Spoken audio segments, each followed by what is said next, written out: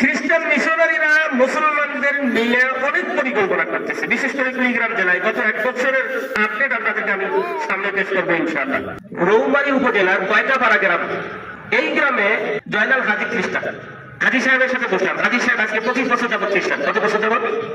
25 বছর আগে হজ করছে। এই বেচারা এখন খ্রিস্টান ধর্ম প্রচার করে।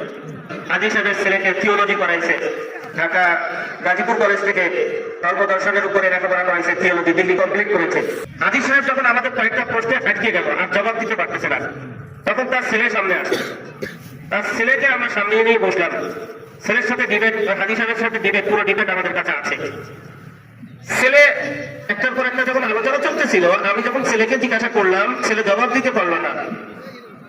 তাকে জিজ্ঞাসা করলাম ছেলেকে, বাইবেলের নিউ টেস্টামেন্ট যে খ্রিস্টানদের ধর্মীয় গ্রন্থ, এটা প্রমাণ করেন, এতটুকু আগে প্রমাণ করেন, তারপরে বাকি সামনে যাই।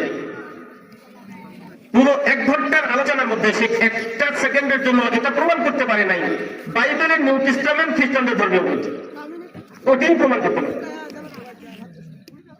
আবার মুসলমানদেরকে যে খ্রিস্টান বানাবে, সে কোরআনের আয়াত ব্যবহার করতেছে। কি আয়াত ব্যবহার করে জানেন? লা তাবদীলা লিকালিমাতিল্লাহ ওয়া লা মুবাদদিলা লিকালিমাতি।